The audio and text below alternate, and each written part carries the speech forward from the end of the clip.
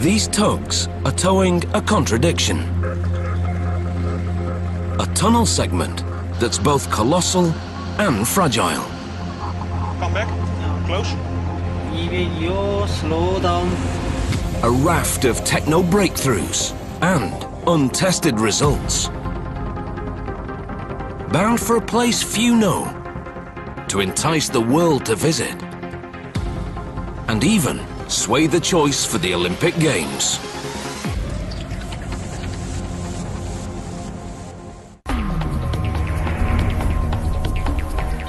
Busan is South Korea's second largest city. 4.2 million people.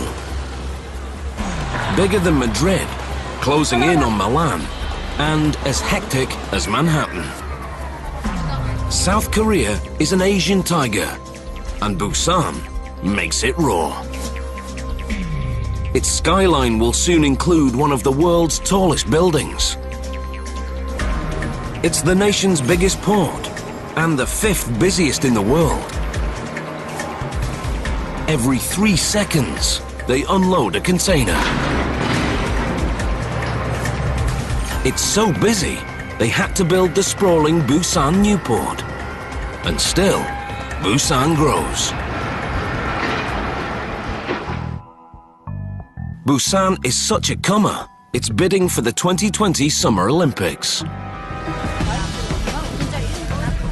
But Busan has one big problem, and it's on display here at one of Asia's biggest fish markets. Dozens of vendors cram in here, 14 hours a day, every day of the year.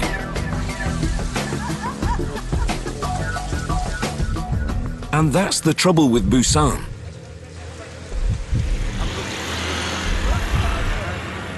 It's so crowded, it's running out of room.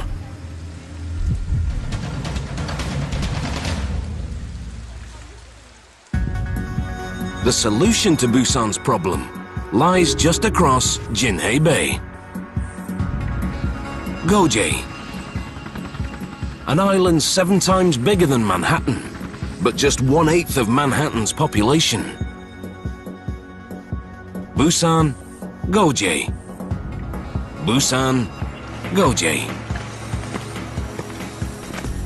Geoje is a gold mine of development, a potential Korean Riviera, with room for Olympic athletes to hit their stride, and for the Korean tiger to stretch its legs. But Geoje has its own big problem: getting there. By sea, Geoje lies only 8 kilometers from Busan, but by road, it's 140 kilometers. 3.5 hours, one way. One of the world's worst commutes. Lost time and lost work costs almost $400 million a year. And it could cost Busan the Olympics. The athletes won't come if they can't get around. The solution will slash travel time from nearly half a workday to 40 minutes and revolutionize life on both sides of the bay. The Busan-Geoje Fixed Link. A 4-lane highway that runs nearly 50 meters beneath the sea. Then it leaps across 2 colossal cable-stayed bridges. Altogether, longer than 80 football pitches. One of the biggest infrastructure projects in the world. Plunging 48 meters below sea level, the link will boast the deepest immersed roadway in the world. The tunnel will be composed of 18 mammoth segments, each as long as 2 football pitches and as heavy as an aircraft carrier. Wide enough to carry 2 lanes of traffic each way, with an access tunnel between. That's the concrete reality. Now, here's where it gets dicey. Each segment has to be carefully towed into position, then carefully sunk to the seabed. and all the segments have to align within 35 millimeters, less than a thumb's width. Weather adds its own demands. This site is exposed to the open sea. There are always high waves, and the water is deep as well. It is wide open to the Northwest Pacific Ocean, so we have extreme exposure conditions for the construction period. So we've got to be ready for whatever that sends us, like big swell waves, strong winds, and even occasional typhoon. Building a tunnel like none ever seen will take techniques like none ever tried. Yet the Koreans have never built an immersed tunnel. But this country has. The Dutch have 5 centuries of experience at holding back the sea. Tunnel immersion is actually a Dutch speciality. If you look at the number of immersed tunnels in the world, most of them are in the Netherlands. Dan zijn verreweg de meeste in Nederland geplaatst. The Dutch company had a zest for a challenge and the confidence that they could solve these problems, and so we were able to trust each other. But that's how we ended up working with the Dutch. This is what confidence looks like. Moet je even naar Kim hier lopen of die even met jou met dat bootje even? 21 years ago, Peter van Westendorp joined Structon at the bottom and worked his way up. He's worked on 8 underwater tunnels. Better when it's tight. Yeah. But none as daunting as the fixed link. Die sluitboot die 101. Er is niks mooier. There's just nothing better than immersing a tunnel. It's great to work with a relatively small group of people who are so focused on their job Sling the rope, please, Ais. and put in 200%. That's just amazing. Construction begins with the tunnel entrances. One on Gaduk Island, the other near an uninhabited island. From here, engineers will dig down to 12 meters below sea level to meet up with the undersea tunnel segments. But they won't tunnel through the seabed itself. If they did, the gradient would be too steep for driving. Instead, Peter's crew will lay prefabricated tunnel segments on the seabed. First, engineers dredge a trench where the tunnel will rest. To buttress the foundation, they bore concrete columns into the seabed, stopping 3 meters shy of bedrock. The reason? Earthquakes. Avoiding bedrock will give the tunnel crucial flexibility. The segments will rest on a bed of gravel to ensure an even surface. Because the bed determines the exact height of each tunnel segment, the gravel must be placed with pinpoint accuracy.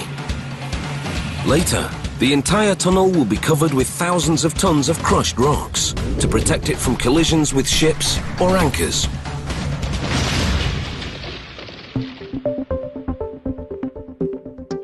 Because the tunnel segments will be prefabricated, the first challenge is finding land for a construction yard. Not an easy task in Busan. If you look around, there's not a single metre of flat land anywhere that a contractor can use as a base for the construction period.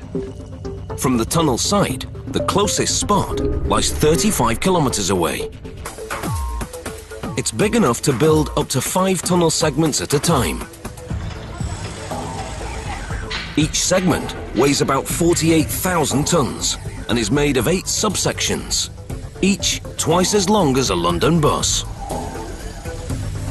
Anyone with a basement knows water can penetrate concrete joints, potentially disastrous in an underwater tunnel. But each giant section is cast without a single joint, thanks to Korean ingenuity.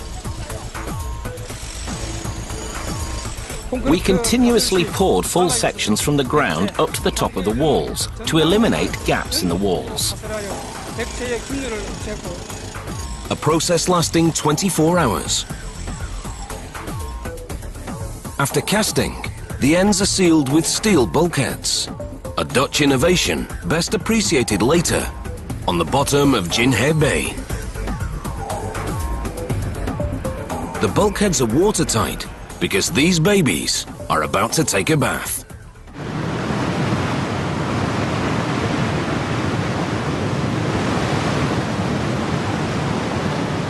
Flooding the dry dock will allow them to float the segments out to sea. The inundation of the dock takes approximately 48 hours. During the first phase, we let in water until it reaches the level of the bulkhead door. Then we'll check to see if the bulkheads are leaking.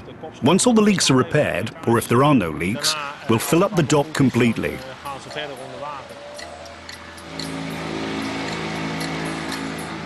It's enough water to fill 230 Olympic pools.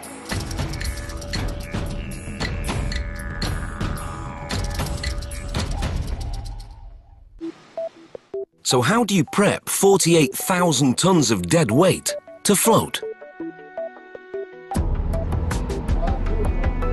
Inside every tunnel segment, there are 6 ballast tanks, and they're filled with water. Ben, alle kleppen staan open, dus voor mij mag de pomp aan. To start the flotation process, we begin pumping out the water. We continue until the tunnel segment starts floating.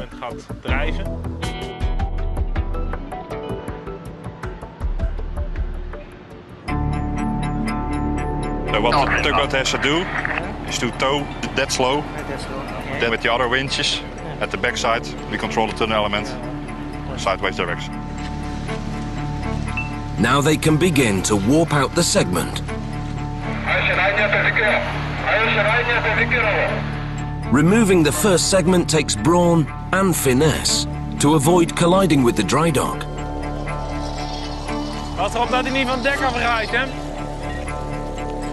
With barely 2 meters on each side, there's no room for error.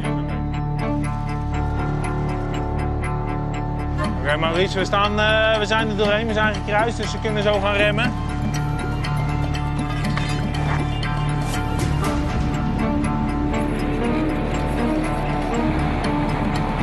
Al bij de boten zijn bezig. Ja, goed jongen. Gebeurt, ja. Believe it or not, clearing the dry dock was the easy part. While work continues on the undersea tunnel, the rest of the Busan Geoje fixed link starts to rise. 2 giant bridges. One with 3 pylons, the other with 2.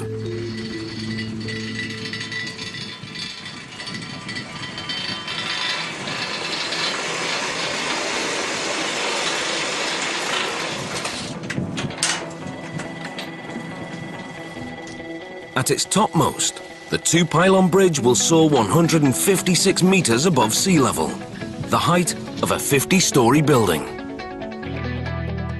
The span between the pylons will stretch the length of 5 football pitches, with enough room for the tallest freighters to pass under.